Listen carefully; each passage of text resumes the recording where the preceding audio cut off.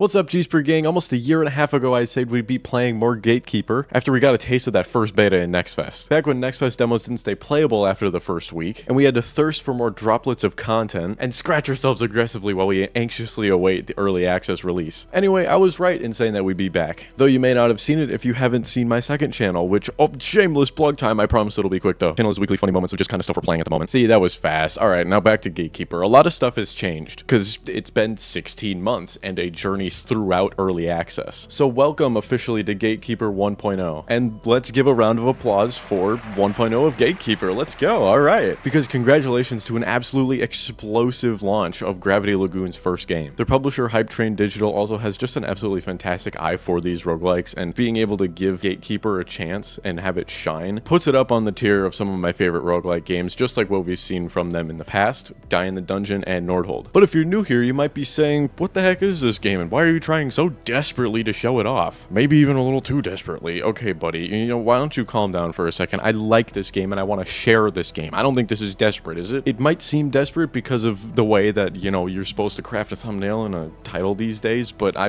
promise I just want to talk about the game. And yeah, I think it's fantastic, and I think you should give it a shot. So first off, rude, but we're going to move past it, because I'm going to forget you faster than I forgot the lead up to this next segment. Gatekeeper is an isometric action roguelike that's better with friends and beckons you forth to adventure. That really just means gameplay loop, which means more runs. Because throughout these more runs, you unlock more items and new gatekeepers and achievements, which lead to more items, and we'll get to that in a minute. Also, I'm assuming the characters are called keepers. I don't really know what kind of gate we're keeping, but it just kind of makes sense. But let's do a little bit of learning. We're going to watch the introduction and see if we can discern anything from it.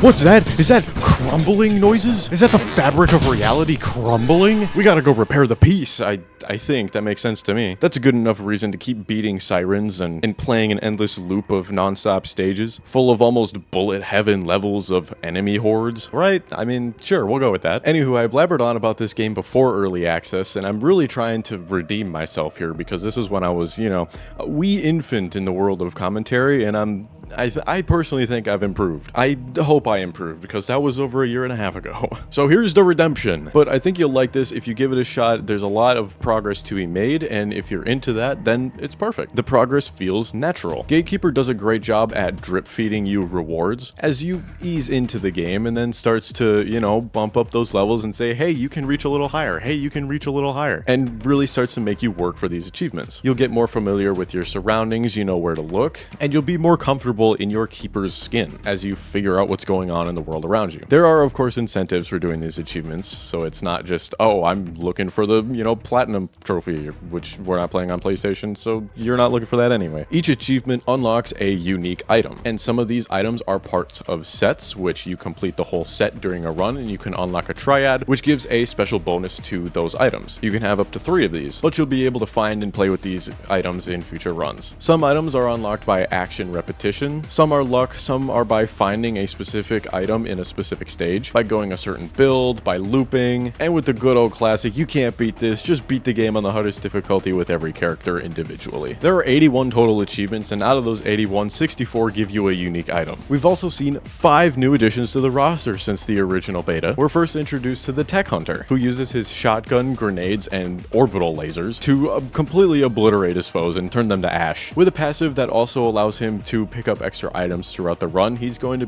be feeling like he's on a little bit higher of a pedestal than his comrades. We also feel a dark energy surrounding the Mediator, which I am way too happy to introduce this character, because they capitalize on the pain and suffering of enemies.